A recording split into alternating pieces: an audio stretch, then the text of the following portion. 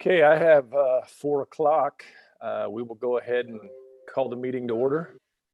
Looks like we have everyone except for Mr. Perkins, I believe. So I hope everyone's had a chance to look over the agenda for today's meeting. I guess with that being said, Bill, I will open it up to you.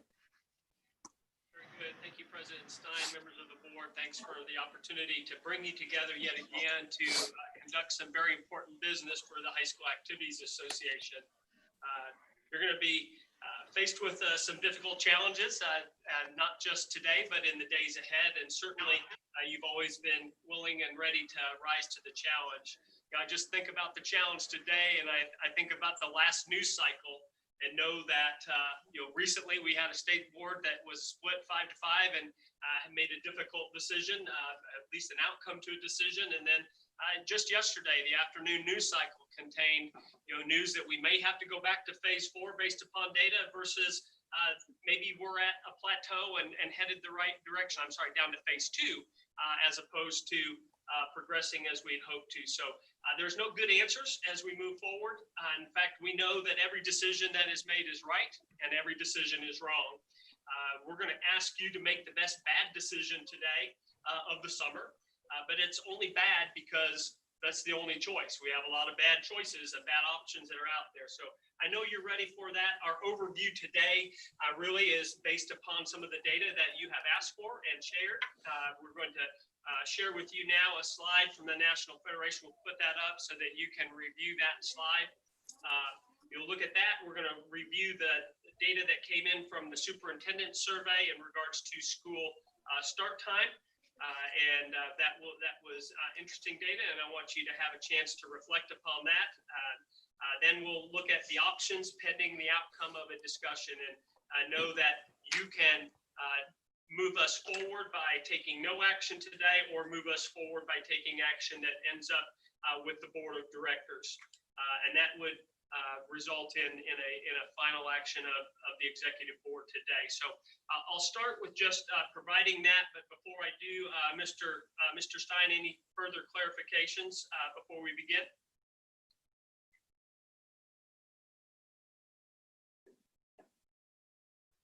Sorry, I think I was muted. No, I think you've done a good job setting the table, and I think that we can proceed as planned.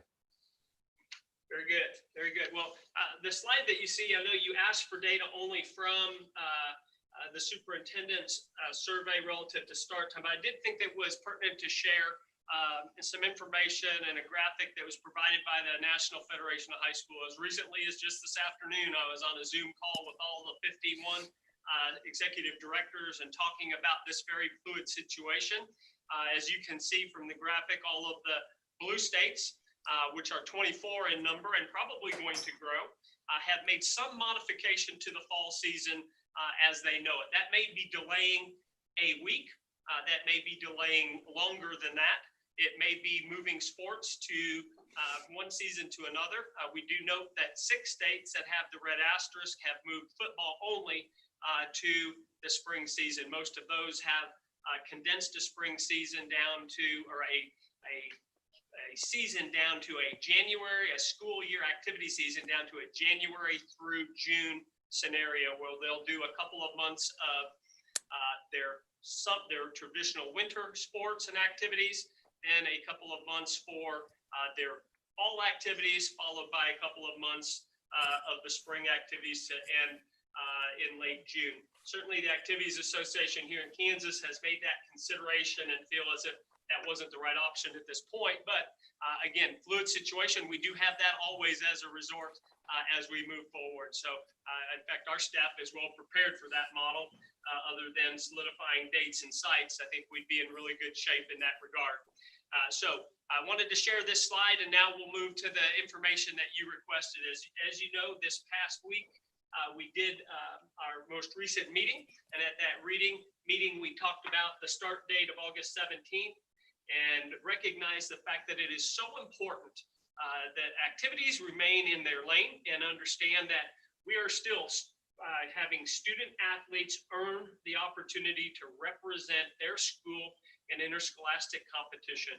And we want to make sure that we don't get too far ahead. In fact, we should always be not the tail wagging the dog of education, but existing with that education and complementing it and extending it for the students that are in our member schools. As a result of the survey, you can see that we had a simple question that was asked of when do you plan to start? Again, this is a fluid situation. We had 263 of our 300 plus member districts respond to this. Of that, 11 are going to start the week of August 10th, 84 begin the week of August 17th, and then 96 begin the week of August 24, 31 the week of August 31, and then those that start the week of September 8th, which is the Tuesday immediately following Labor Day, was a total number of 40. And you see that data now instead of in the graphic in terms of the percentage of responses and the total number of responses. And you can look at this, and we're going to ask you to reflect upon that and share any insights on that data. Let that be one of the data points that you consider, and one of the factors that you consider as you look at potential rule modifications.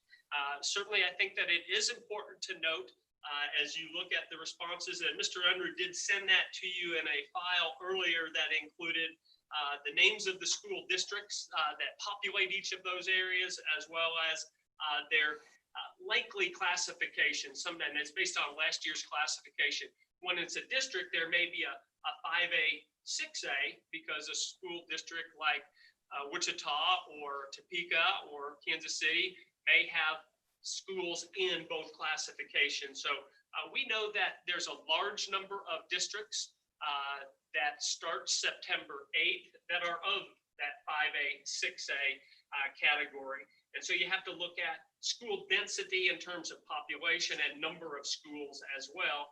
Yet we weren't doing a vote on this. This was really just to provide a reflection on what are Kansas schools doing. And you see that the vast majority of schools are starting, at least those that have responded, the week of August 17th and 24th. As you know, our current practice day, according to our rule, is the Monday of practice start day is the Monday of standardized calendar week 7, which this year is anchored on August 17th. So that's the data, and certainly turn it back to you, Alan, to lead a discussion relative to any takeaways from that data, any further questions in that regard that you would like to process with the board. Okay, thank you, Bill. Okay, so board, I hope everybody's had a chance to look at this. I know that it was presented to us a little bit ahead of the meeting, so that way we could take a closer look at it and try to digest some of the numbers and some of the information on there. And I would open up the floor for discussion.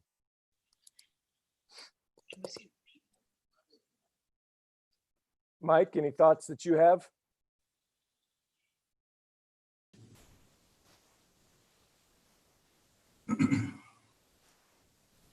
Hey, President Stein. Yes, Mr. Haydock. I'd just like to say thank you to all the superintendents that did respond, and enjoyed reading their positive remarks, mostly positive, and just getting some of their insight and thoughts. But I think it did give us a look into what they're thinking. And I think that does provide us some good material to reflect on.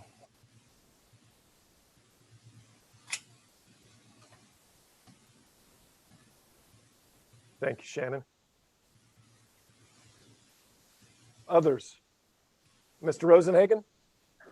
Yeah, I'm glad Bill pointed out, because the one thing that I did kind of take from the data was the later start of the schools, the bar graph that read those starting week of September 8th. And I think everybody probably did recognize that there was the majority of those schools, or a large number of those schools, were the larger districts. So definitely I took note of that as I looked through.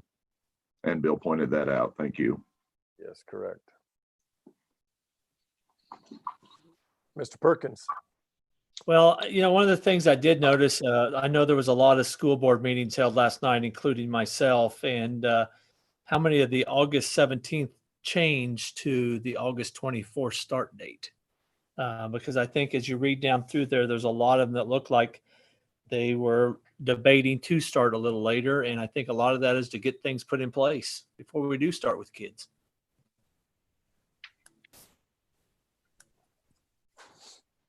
Mr. Stonebreaker?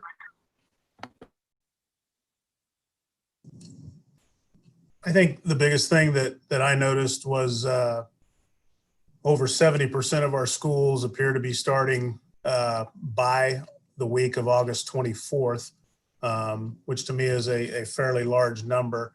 And then also when you read the comments from our superintendents, I think you're going to get please start, you're going to get let's hold. I just don't know that there's a perfect answer to that. And echoing what Greg said, I did notice that some of the larger districts were those districts that were in the last two categories of the 31st and the 8th. But we did have a large percentage in the top three there. Absolutely. Thank you. Mr. Marlin? Yeah, what I noticed, and the one thing that I think we probably need to look into, is those schools that did move back their start dates. Are they planning on also telling their students that since we moved our start date back a week, that will include activities starting? Or if we were scheduled to start on October or August 17th and we've moved it back to August 24th, can those athletes still begin practice on the 17th? Because I do think that's extremely important. And I think one of the things that we need to look into is the reason for moving the start date of schools back. Is it to simply give our teachers and staff an opportunity to get things ready to go and give us that extra time to get things ready to go in an environment that we're not sure of right now? Or is it an opportunity to maybe stop the flow of the virus and maybe try and get that under control in certain situations? And so from my standpoint, I think those are the two things that really matter the most, because I think we all know that most of the coaches around the state of Kansas, probably August 17th is a start date that they're all looking forward to. I don't think that they probably need an extra week to get prepared for football or volleyball or golf or cross country. But do we need to look at moving the start date back just simply for health reasons? And those are the concerns that I have. Thank you. Mr. Castle?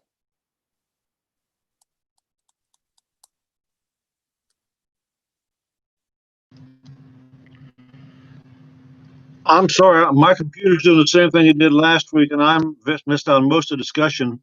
But I will say from the area I live in, I think most of the folks are ready to go, and would like to go as soon as possible, pending what happens with our numbers in the next 3 weeks. But everybody I talk to wants to see things continue or get started.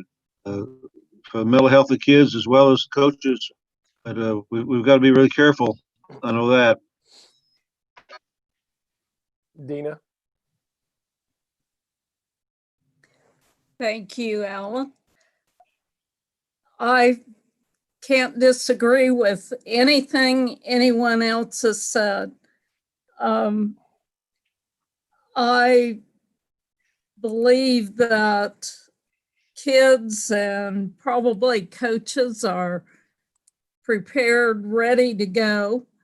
From their point of view, I think the reason that districts chose to move their date, if they did, is probably a varied type response.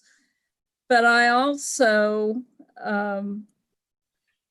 was glad to see that those schools that have the highest COVID increase in their communities right now chose that late option. I think it could be, someone last time said it was a fluid situation. I doubt that's changed. So I think we still need to be flexible in our response and try to probably keep the start dates somewhat similar so that everyone across the state kind of knows what's available or what's happening. But as I understand it, local districts can change.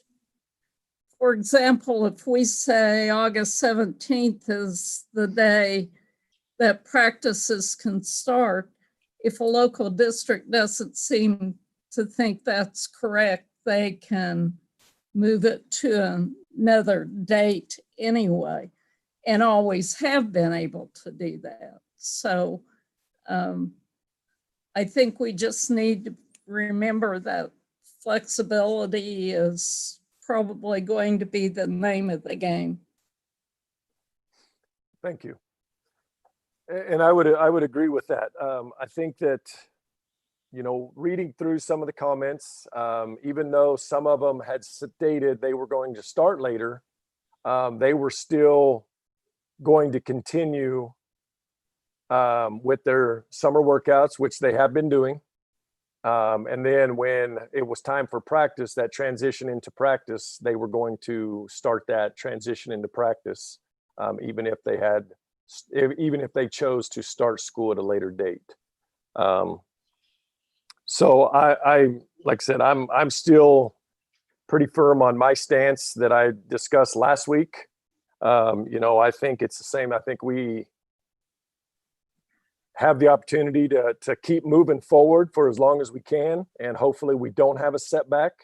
But I think that's the direction that I feel, and hopefully we'll be able to come to some agreement here in a little bit to decide what we're going to do and how we're going to move this forward. Mr. Herman. Yeah, I just want to really, you know, I know that there's folks watching this online, and I've received a lot of emails like all of us over the last few days. And I just appreciate receiving that information to make that decision that I think is in best interest for all kids across the state of Kansas. I am one of those representatives that's sitting in the Northeast where we're in a spike and in some difficult times, a suburb school that September 8th date. And I just absolutely can appreciate there are other parts of our state that need that opportunity. If we push dates back, we are going to ultimately push games back because of, you know, we have to have so many practices before our kids are even allowed to compete. So we really have to look at that. And then finally, I think Mike said it, and I'm going to say it loud and clear: mental health, mental health, mental health. Our kids are absolutely needing something to go. And it's not only our kids, it's our coaches and our teachers and our buildings and those types of things. And like Tina said, local control, and those folks get to make those adjustments if they feel it. I will say that I know it's tough in a lot of areas, because if my rival high school is starting on August 17th, I'm really going to struggle if mine's starting on the 24th. So anyways, I appreciate all of the communication from around the state before this meeting today. Absolutely. Thank you. So, Mr. Faflick. Yes, sir. Well, good discussion, board, and I appreciate that. And certainly our staff has engaged in that and as well. And I think we agree with the comments that have been made. And I think it's really time now, President Stein, as we move forward to review what the options are and what the next part of the agenda will include for you. Okay. If you're ready for that, I can lead us through that. We are ready for that. And I think this is about as good a time as any. All right, very good. Well, as I think of this executive board and what you're empowered to do, it is important to note that action that you take today could be final, but it also may require action by our board of directors. And our board of directors is a 78-member board. About 25% of them are brand new members, and this would be their first meeting if we decide to make any handbook rule changes. So I keep that in mind as we go forward. And let me throw out some options for you. The one thing that you can do that this would be over today is say, we're going to practice starting on August 17th, and we're not going to alter any competition limits or any competition start dates. That would be a final action, and there would be no board of director meeting required. All of the following options that I share with you would require some type of board of director action, and we'll ask that you consider those as we move forward. Okay, now we're gonna include one person on our board via phone, and hopefully Mr. Castle can hear us now a little bit more clearly than through the Zoom technology.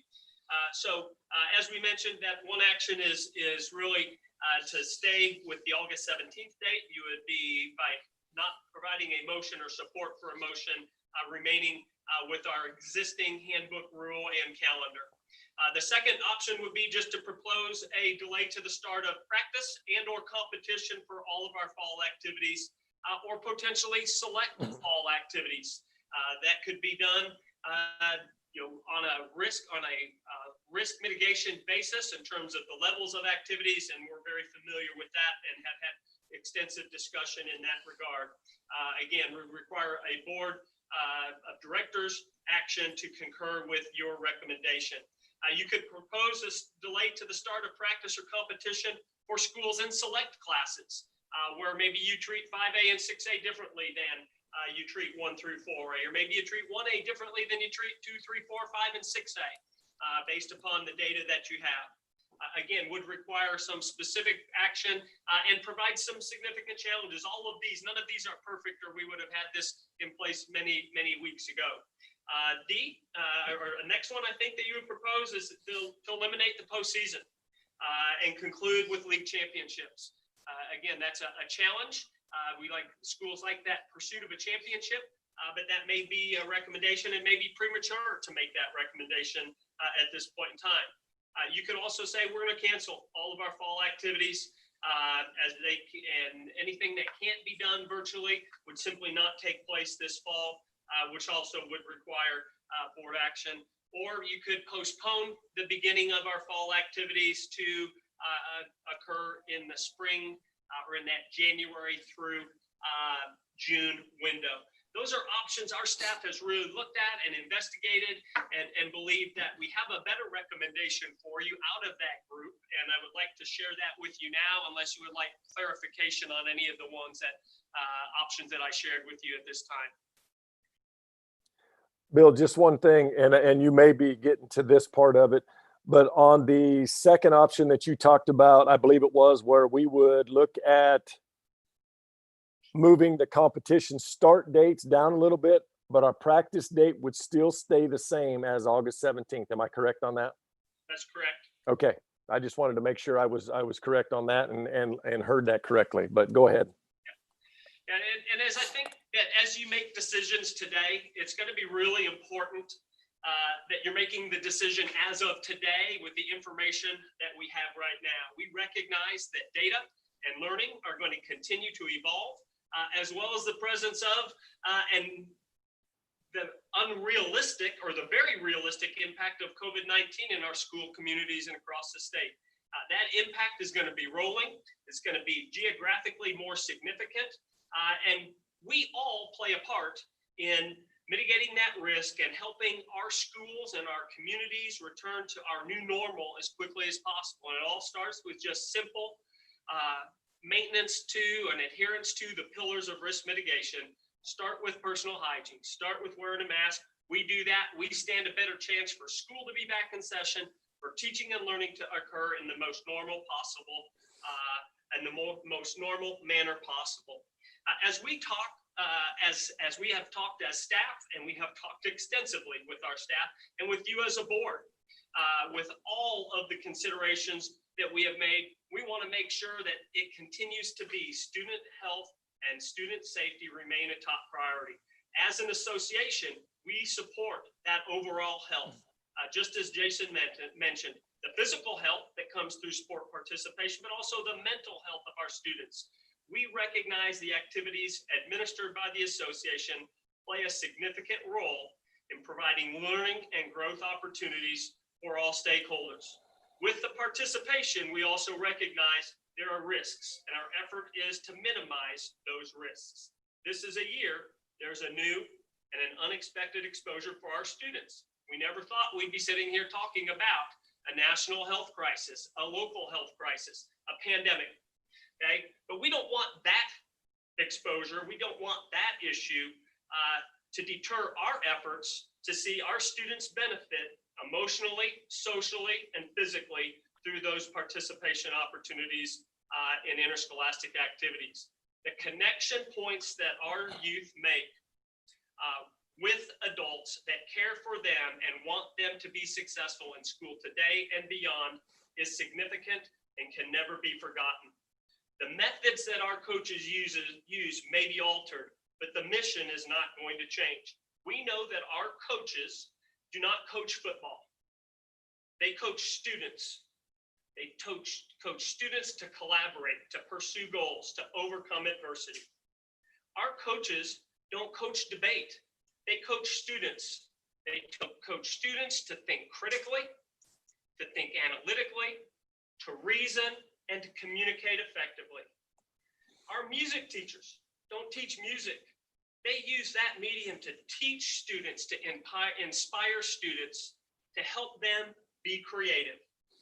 The list can go on and on, but what we need to remember is that with the benefits, there are risks, and we need to assess those risks at the student level, at the school level, at the community level, and at the state level. Those risks are evaluated in regards to the opportunities that are afforded. If the risks are too much for the student or for their family or for the school, a choice to not participate is okay. And no one at the High School Activities Association or at any one of our member schools would think any less and do anything but support a decision made by those students or those families. A decision to participate is also made with confidence in knowing that our schools are well equipped. In fact, I can think of no better population that is equipped and prepared to support and lead our students in this time than the administrators and the coaches that are in the member schools of the Kansas State High School Activities Association. We believe that it would be appropriate to go through the following series of slides with you that we have developed over time and have now put before you as the recommendations for your consideration. Certainly we can, I'll move through the presentation. We can come back and have any discussion on any point of those considerations. First, in regards to fall practice. As a proposal, we want to make sure that it is important to note that every school must maintain strict adherence to local health, to county guidance, and to county health authorities for their location. They know best what is happening in their neighborhood, and our schools and our athletic programs and interscholastic programs need to adhere to that guidance. We also know that there is a significant amount of information that was provided last week from members of this staff, where they boiled down and they synthesized the best guidance that is available at the local, state, national level, looking at what the National Federation of High Schools has provided, looking at what national governing bodies have provided for respective sport organizations, to have one set of documents that you can use at the school level to mitigate that risk. We believe that schools should have the ability to choose to begin practice no earlier than August 17th, which is our regular start date. That we also believe that there is no accommodation that should set aside our heat acclimatization protocol for those that are participating in what is the traditional August heat.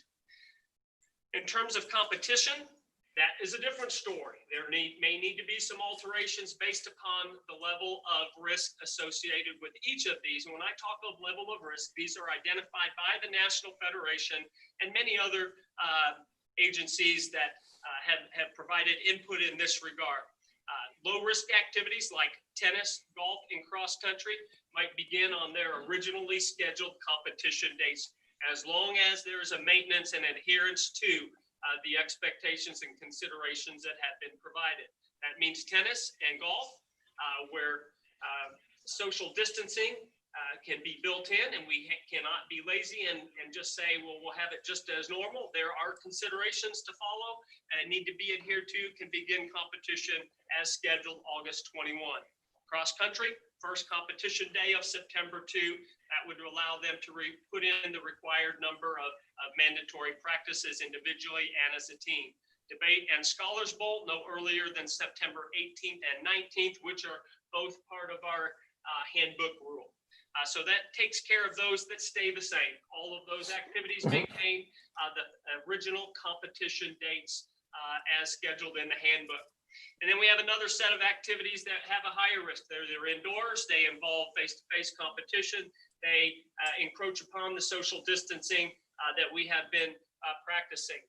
That intermittent exposure that exists in these activities can be overcome, again, with good hygiene, at least moderated with good hygiene.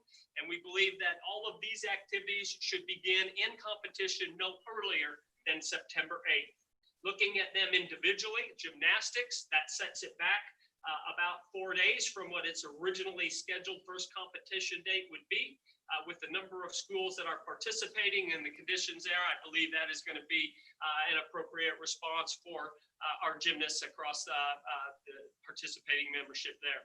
In volleyball, September 8th is the first competition day, and soccer, both are at about the same position, about 10 days after they would typically begin competition.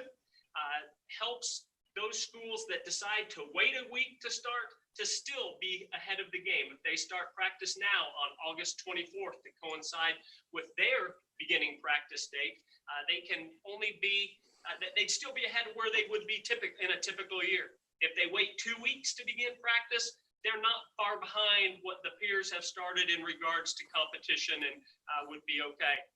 Likewise, with a 3 week later start coinciding with the September 8th date, competition, a few games behind their peers, but not significant. So we've tried to shrink that gap in between to provide a semblance of uniformity within that, yet still allow for that local decision in regards to when they begin practice, and then therefore begin that competitions no earlier than these dates. Football, in a similar manner, is behind by a week in this model. It allows for, and we're probably not going to see very many football games played on September 8th, except at the middle school or the non-varsity level, since that is a Tuesday. Most varsity football games would probably begin that Thursday or Friday, the 10th or 11th of September. And with that opportunity, they will have missed week 1 of the regular season and would move forward as scheduled in that regard. And again, with all of these competitions, there's going to be times where schools cannot participate because they are going to have to quarantine or they're going to have to set aside. That may be directed by local county health, and it may be directed by a local board. But certainly understanding that is a possibility starting sooner rather than later provides an opportunity for more games to be played this year while still adhering to the safety precautions that are in place. If you were to adopt this set of proposals, the following handbook rule changes would be impacted, and I've got a couple bonuses for you because they are necessary for this as well. Rule 35, our football rule, would be adjusted for the first day of competition. We would reduce the number of regular season football games from 8 at the high school level, or from 9 to 8 at the high school level, from 7 to 6 at the middle school, junior high school level. We would also ask that we take the football jamboree and know that it's a good thing, but it's not a good thing this year to take place. We'll focus on the games that can be played, practice with your team, and then be prepared for that first game in that regard. For the gymnastics, it would simply require a modification to the first day of competition this year. As noted, it's about 4 days later. Instead of the Friday of that week, it moves to the following Tuesday. Rule 38, soccer rule, would be modified for the first day of competition to be pushed back to that September 8th date. And we would reduce the number of available soccer matches at the high school level to 14 from 16, and the number of middle school, junior high school soccer matches from 10 to 8. From 9 to 8. So that's one less middle school, junior high soccer game. And as you remember, board, you understand that middle school, junior high sets their own season. There is not a culminating event at the end of that season, a championship. It's all done at the local level. Rule 43 for volleyball would need to be adjusted for the first day of competition to be September 8th, as opposed to the previous date. We would adjust the number of points available, and points are earned through participation, whether it's a dual, tri, quad, or invitational tournament. You get a certain number of allocated points, down from 36 to 30, and middle school, junior high would have 24 points, down from the original 30 points. So there is a modification there. We would also ask that the board consider, if there is a board of directors meeting, to modify Rule 51 in Scholars Bowl. Scholars Bowl has a requirement that they utilize a recognition system by participants, also known as a buzzer system. And if we are able to fully develop the draft of the virtual Scholars Bowl format, it may be more of a timed response as opposed to a first to buzz in, because sometimes technology does not recognize the first one to actually activate a timed response, and that buzzer system would become appropriate only in face-to-face, but in a virtual format, not necessary. Additional considerations for the board as you prepare to begin your deliberations, that as I started this conversation, student health and safety remain our number one consideration. It is always and will always be, as you know through our meetings, one of the very first agenda items that we discuss, as well as the decision point for the activities that we administer. And remember, this is about total student health, not just in one item in isolation. We do have some year-round activities that I had not mentioned. Those are music and spirit, and they would be able to continue to practice for local BOE guidance. Those, again, without starting and ending of seasons, they're very fluid and have adapted quite well, and can be able to continue to do so. Certainly, as you have discussion through this afternoon, you can modify any part of what we have proposed for you. It is simply a recommendation from staff for your consideration as a starting point for the discussion.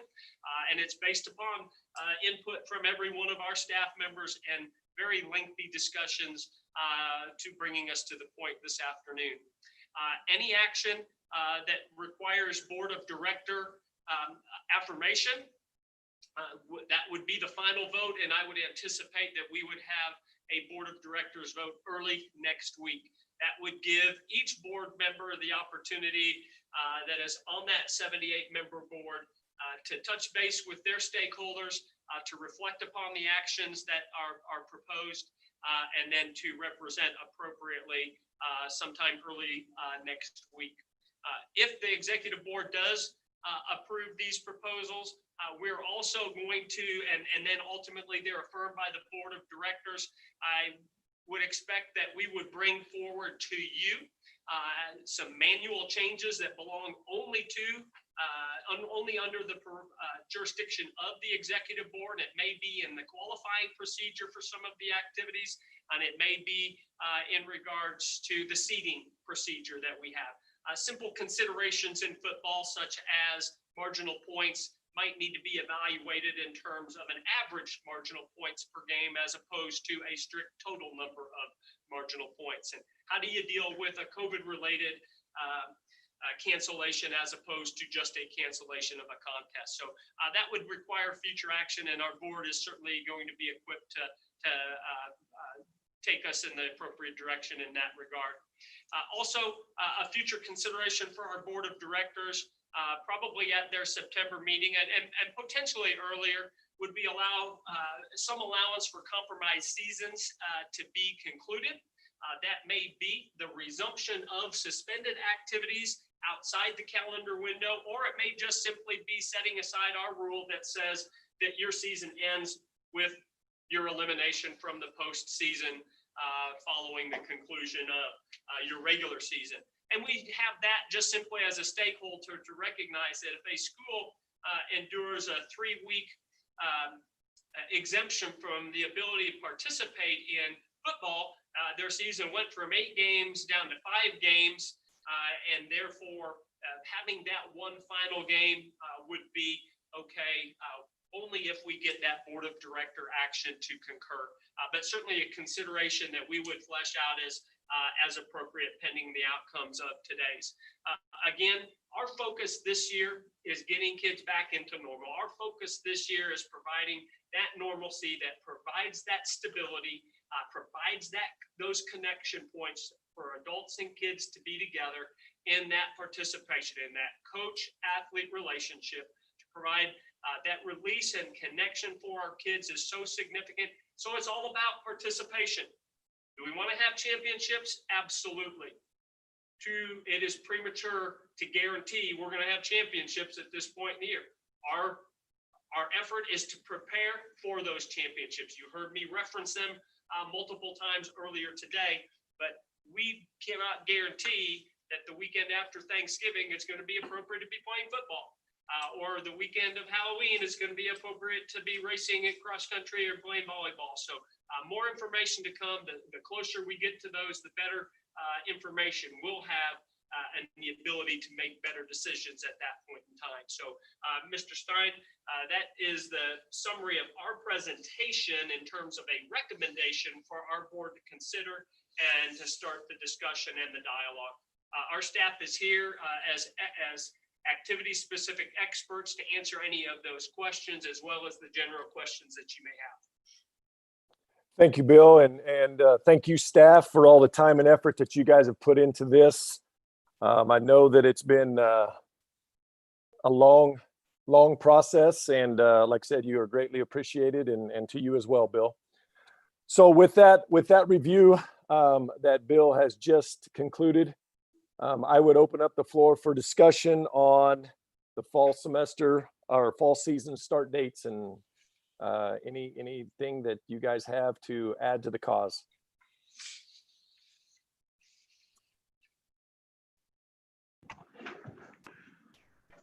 Mr. Rosenhagen? You saw me inhale and thought I had something to say, didn't you? Well, I saw you unmute, so go for it, Captain. Yeah, maybe I want a little clarification, or maybe, and I think I know pieces of it, but if there's more to add, in the event, kind of the second option that we continue a start date as planned, the activities, the gymnastics, the volleyball, the soccer, the football, I know one part in moving those back a number of days, respectively. They're different in each case, I know. One of the reasons for that would be for some of the districts who have a later start to school may very well have a later start to the start of practice applied to them locally. But is there more to why we would move the starting date back for those activities and not the others? And I know a little bit more of that is the nature of those activities. You know, volleyball, you're face to face, soccer, you know, you're out there, football, obviously, there's a lot of face to face and interaction, much more than cross country or tennis. But staff, is there more to differentiate those four activities, treated a little bit differently with a lated start time that has not been mentioned? I'll certainly begin that response and offer the invitation to any of our staff members to respond. But we start with the fact that not all activities are created equally. And certainly the competition format for those, you cannot regulate social distancing in football. You cannot regulate social distancing in boys soccer. It is a contact activity, and a little bit extra time to see trends is important. A little bit extra time for schools to prepare is important. That information, knowing that the 3 activities, the 5 activities that begin on time with debate and Scholars Bowl thrown in with cross country, tennis and golf, is the fact that we know that those are level 1 sports as identified by the NFHS, and that's our governing body. There's a lot of research that's gone into that. We believe that that can be, those can continue with social distancing as appropriate. There's a significant considerations that can be employed, and they're easier to employ. They don't take as much effort on behalf of the school district just to do that, because they've been doing many of those things all summer long. To prepare for some of the challenges for a soccer football game, a gymnastics match, and volleyball match that are both indoors, again, provides an extra week of time, an extra week of preparation, and an extra week of data to review at that local level for our schools. So that's really the balance of it from the health and safety side.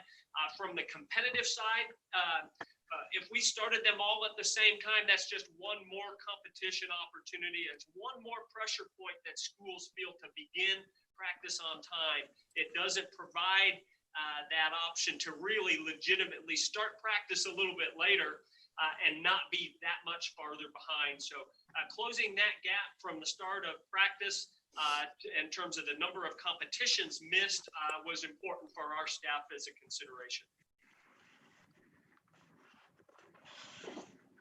Thank you. Dina.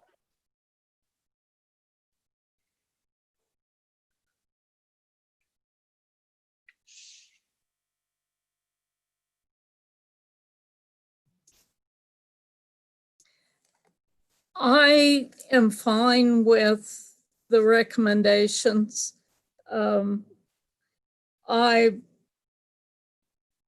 have never coached football or volleyball, so I really think I ought to listen to the experts on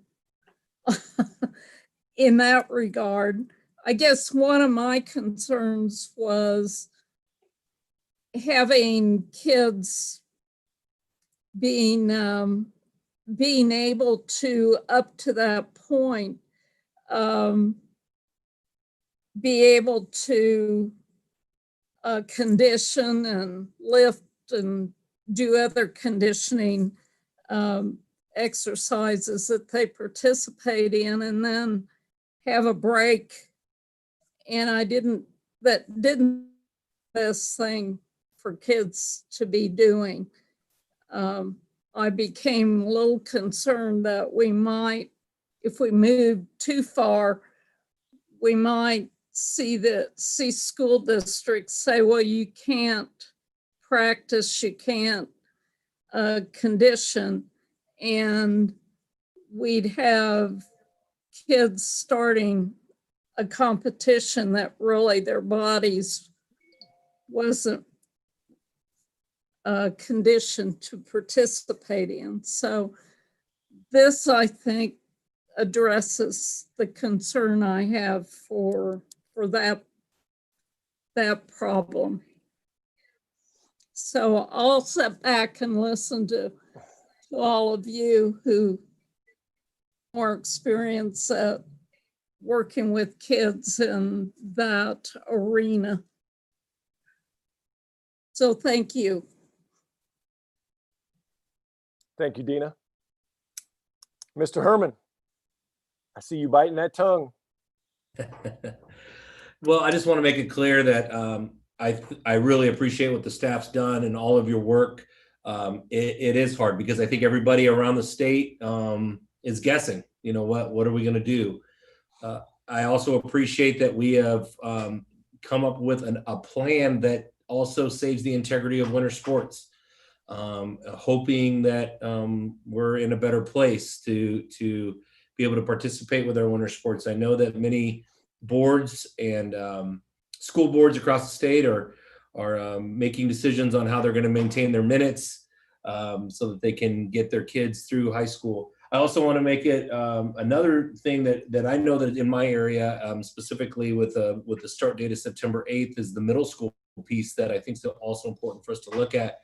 You know, it is a local decision, but we are talking about transportation. These kids aren't in school yet in some cases, so it could be difficult. But again, those are decisions that can be made by those schools. But I wanted to make sure that we recognized and pointed that out. Again, I appreciate all your guys' efforts. I absolutely agree with the August 17th start. I think that, and to answer Dina's question, I know that many of our coaches and our kids have been heat acclimated. They've been working, I mean, a little bit more than probably normal because volleyball has been outside as well. You know, and that they're usually in an air conditioned gym.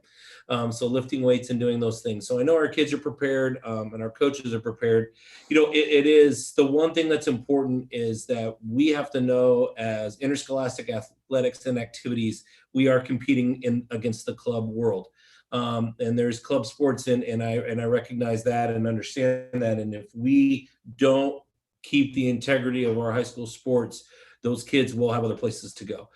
So I think when we can put our educational background and understanding of how activities and athletics work from an interscholastic situation, I think it really does help us in the long run and helps those kids to make the right choice.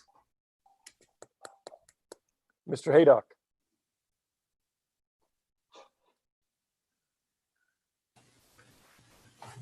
I would just think that pushing the start date on your volleyball, soccer, football, if you get into you're going to condense your season even more then, I think.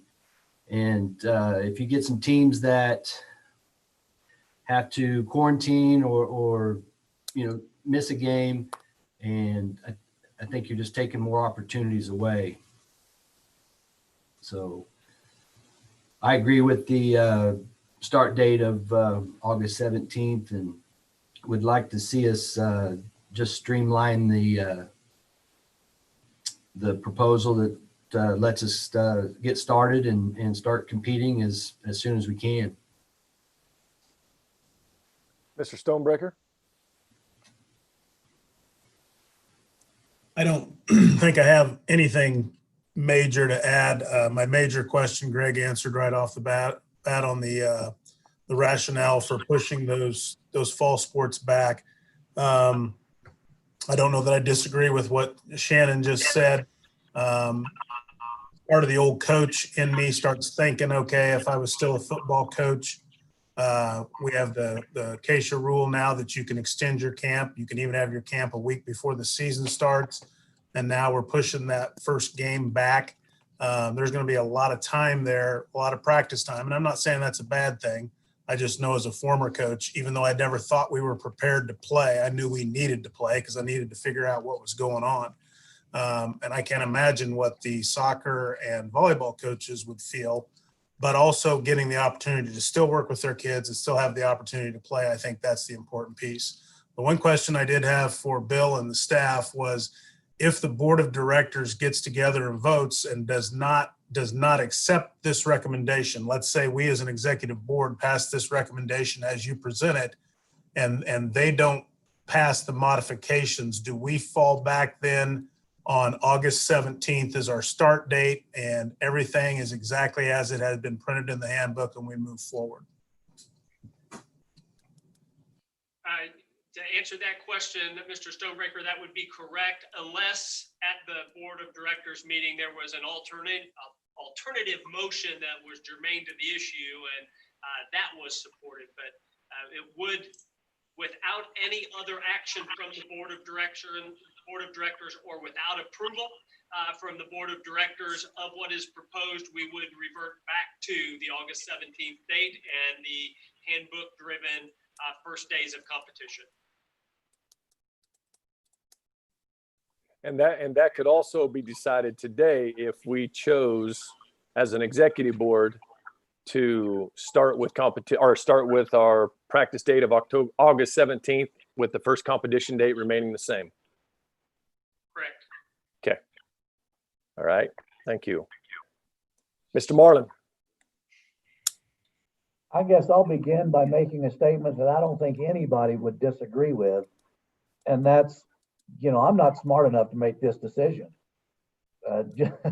With so many variables involved in this and so many different things that will occur or can occur, that I guess I'm to the point now where I'm probably going to put my faith in the executive director and the assistant executive directors in the fact that they have taken the time, they have taken the effort to look through this and come up with what would probably be considered by most a fair compromise. I know there are going to be a lot of people that say,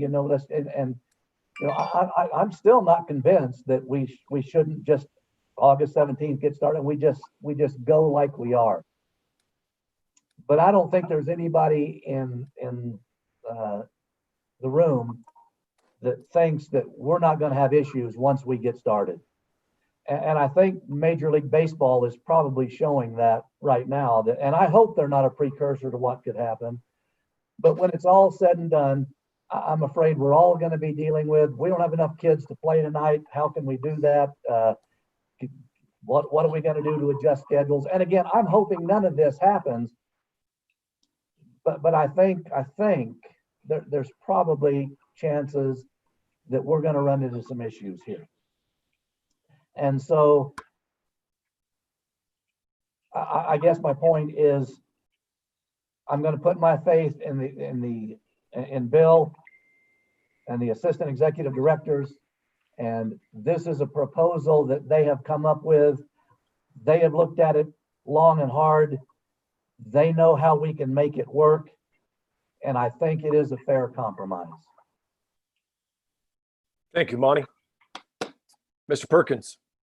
I've listened to everybody talk, and I don't have a lot to add to any of that. And I agree with Monty. I think that our staff there at KSHSAA has put a lot of time into this and research and have come back with a compromise to at least allow our student athletes to start practice and to compete against each other. So I'm still listening. Okay. Mr. Castle, are you available?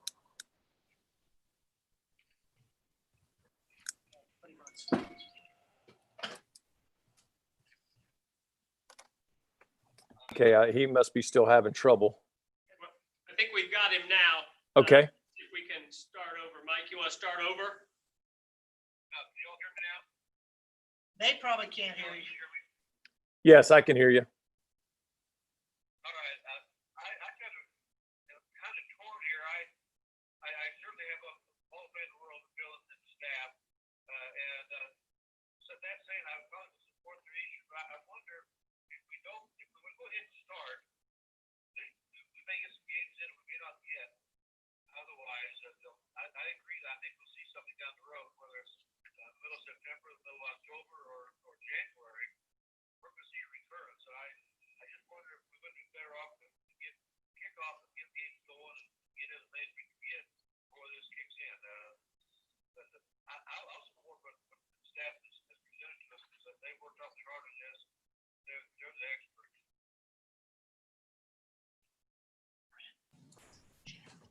Bill, could you paraphrase for us what Mike said? I caught pieces of it, but not enough of it.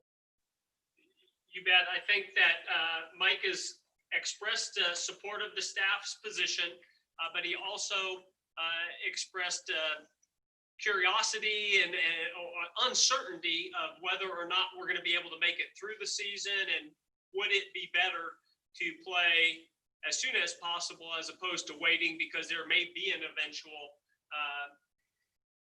suspension of activities either on a local or a more regional basis. Agreed. Does anyone have anything further they would like to discuss on this topic? Okay, now I think we're at a junction where we need to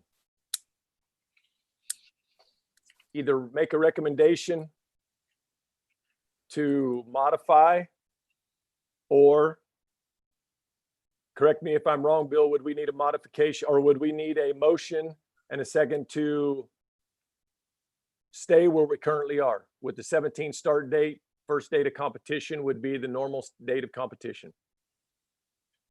If there's no motion, that becomes the reality. If there's a motion to change it, if there is a desire to change, there would need to be a motion, a second, and then a vote in affirmation of that. That vote would only go then to create, the actual motion is to create a board of directors agenda item to capture the changes that we identified on the proposed handbook rule changes. But one of those is not the start date. The majority of those are about the start date, and I'm not sure. The start date of August 17th would Right. stay. August 17th stays. I'm sorry. I heard a voice, and it was Fran clarifying that. What I Yes. should have clarified is that the modification does not involve a change to August 17th as an optional start practice day for our member schools. Okay.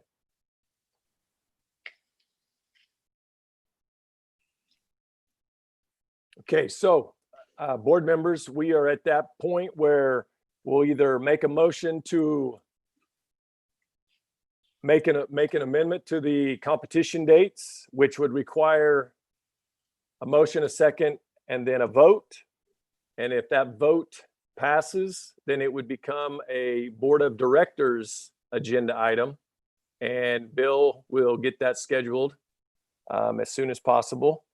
So If- Alan, before we go there, I'm just going to ask a quick question. You know, you said early next week, if we were to make an amendment or a motion and second for the board of directors to get together to make their vote. You know, first week of August, first week of all months is usually our board member, our Board of Education meetings. You know, so I was just wondering time frame and timeline on that. And then obviously if we left everything alone to the August 17th with the traditional start date for all sports, that's not a vote that we need. I'm correct on that. Is that right? That is correct. From my perspective, Jason and board, our effort would be to have this board meeting early Monday afternoon on August 3rd, hopefully in advance of, I'm not going to beat a noon board meeting, but we are going to beat evening board meetings on Monday, August 3rd. Any further clarification?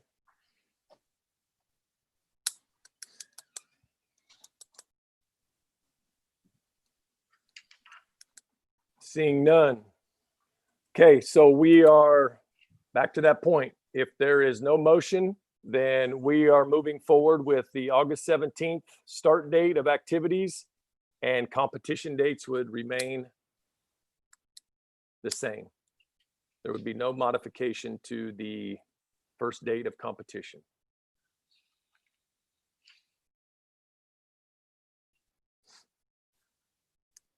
I'll make the motion. This is Monty. I'll make the motion that we accept the executive director and the staff's recommendation of modifying the start dates, but keeping the August 19th first practice date the same. August 17th date. August 17th. Okay. So we have a motion on the floor of practice time beginning August 17th with the modifications presented by Bill and the staff. Second. Second by Mr. Perkins. Any further discussion? Hearing none, I'm going to call for a roll vote. So when I call your name, please unmute yourself and vote yay or nay. Okay, Mr. Perkins, Yay. Mr. Stonebreaker, No. Mr. Haydock, No. Ms. Horst, Yes. Mr. Herman, No. Mr. Marlin, Yay. Mr. Rosenhagen, No. Mr. Castle,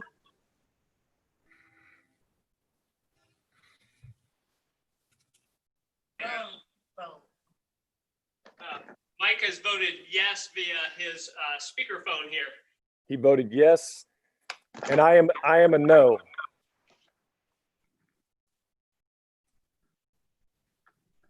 So I have 5-4. Motion fails. So with that motion that fails, we will be starting activities August 17th with the original start dates of all activities that were printed. Am I correct on that, Bill?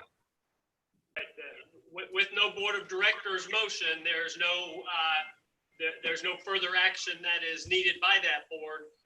So that is correct. We move forward as calendared, and I'll practice August 17th, competitions according to the handbook rule. Okay. Mr. Stein, Yes, Mr. Perkins. what does that do with the jamborees? Mr. Faflik, Mr. Lentz. Jamborees, as we have been sharing with member schools, are discouraged as part of our considerations. But if a member school chooses to do those, that is certainly their prerogative. If they do so, they are given the freedom to only schedule one opposing team. So there will be 2 teams in a jamboree as opposed to the traditionally required 3. And you made that approval this past week when we adopted the consideration. So Mark may have further input for us there. But we cannot, this board, this executive board, nor the staff can set aside the opportunity for the jamborees to exist. They exist in handbook rule. We are just discouraging them as a strong discouragement to have those instead to focus on the game opportunities. So remains a local decision in that regard, Mr. Perkins. Thank you, Bill. Thanks. Does anyone have anything further? Dina has a question. Yes, Dina. I really don't have a question, but more of a comment that before anyone does a jamboree, it might be a good idea to check with their local health official before they make that decision, because that is really one of the components within the navigating change operations component. And I know that Roger probably could testify to this, but I was listening to Dr. Watkins kind of caution superintendents about doing things that they were not, that their health officials had recommended against. So you might want to check with them before you set one up. Just a thought. Thank you. Thank you, Dina. I have one other question Yes, Mr. Stonebreaker. as we move forward, and this may not be the time, but will and I think I know the answer to this because I think it was in the considerations, Bill and staff, but as far as allow for fans at games and how many fans we have and those types of things, is that local jurisdiction, league groups? I know that's a question we've been bantering around quite a bit. We're getting a lot of those questions, and we can talk another time about that if this isn't the appropriate venue. we're happy to respond to that at this point, and continue to do that through our administrative seminars.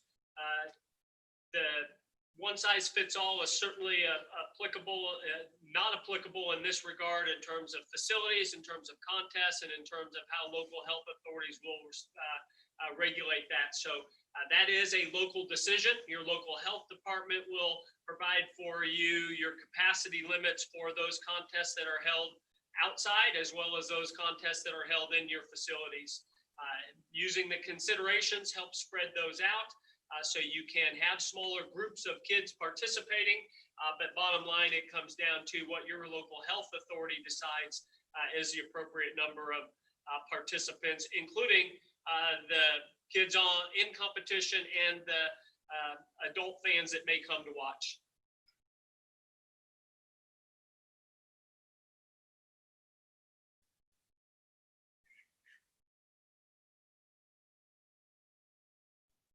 Does anyone have any other questions for Bill or staff, or any other comments?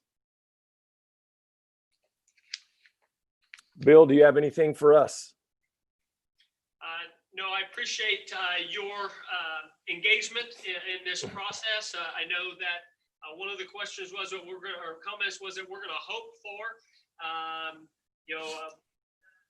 a continued decline in this. And certainly, I learned a long time ago, hope is not a strategy. It's certainly what we do, but hope is not a strategy. I hope that all of our member schools and all of our stakeholders provide the very best opportunity by engaging in appropriate social distancing, wearing masks, personal hygiene, washing hands, and make sure they're communicating, if they are a participant, their current health conditions, so that we don't compromise a team or a season, because we know that there are causes bigger than ourselves, and we need to make sure that our coaches and athletes understand that if they need to sit because they're sick, they need to sit, and then they can get back to action much sooner, and they would not take anybody else out of participation opportunities because they thought that they could hide something like that. So please keep that in mind, that we're going to hope, yes, but we're also going to be strategic in how we respond and how we engage and how we employ those considerations. Hey, Alan. Yes, Mr. Herman. Thank you. First, staff, thank you for all your hard work. I really appreciate it. Everything you guys have done, and you are the experts, and we appreciate all that work. I do want to ask, is there going to be something that we posted or communications that will go out to the schools so that they're aware of where we're continuing, or the decision that was made today? Absolutely, that will go out. Jeremy is usually prepared with multiple press releases, and he now needs to pick option B instead of A, or A instead of B. And we'll try to get something out yet this afternoon to our member schools, member school administrators and superintendents. Thank you, Mr. Herman, for that question. That was at the tip of my tongue, and I had spaced it off. So thank you.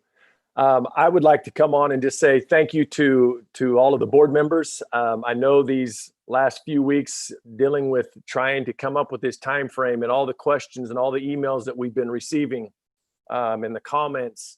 I know it gets taxing, and like I said, I appreciate your professionalism. I appreciate you making time out of your busy schedules to join us and to talk about these tough decisions.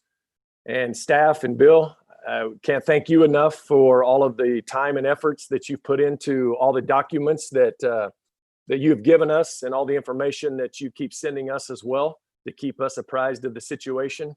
And like I said, I think we're in good hands, and I look forward to continuing to meet with this board and the staff. And that's all I have. Mr. Faflik or staff, do you guys have anything else to add? And just to be clear, Alan, I'm just making it abundantly clear that there's no change to practice or competition, but all of the considerations that were provided to member schools are still in place and are still expected to be followed at the very best ability of our member schools. Those are to be adapted to your locale and for those competitions. And we want to make sure that you understand and our member schools understand that those remain in place. And we do our very best to mitigate the risk of exposure to those that are in our facilities. Mr. Lentz has an additional comment, I believe. Yeah, and we'll talk about this, but I'll probably have a couple of considerations at another time on seating criteria. And like Bill talked about on the marginal points issue, just in case that way we're dealing with the COVID-19 potential cancellation of games. Thank you, Mark. Anyone have anything further? Hey, President Stein, Mr. Haydock. I'd just like to pass on to the board and to the staff. And I know we recognize Representative Ryan for his recognition. I believe it was last week. But I'd like to pass on condolences to Janelle Smith Carson family. Janelle just lost a battle with some cancer recently. She is was a pioneer in girls track and field, and ran in the Olympics. Just a very humble person. I believe she's a member of the Hall of Fame at KSHSAA, and probably several others. I know that for a fact, but just a tough deal. And but I just wanted to let the family know that there's people out there thinking of them and of Janelle. So that's all I had. Thank you, Shannon. Anything further? Hearing none, seeing none, I would entertain a motion to adjourn. So move. Moved by Mr. Perkins. Second by Mr. Stonebreaker. I see the double deuce. Any further discussion? All in favor, please say aye. Aye. Aye. Aye. Aye. Opposed, same sign. We are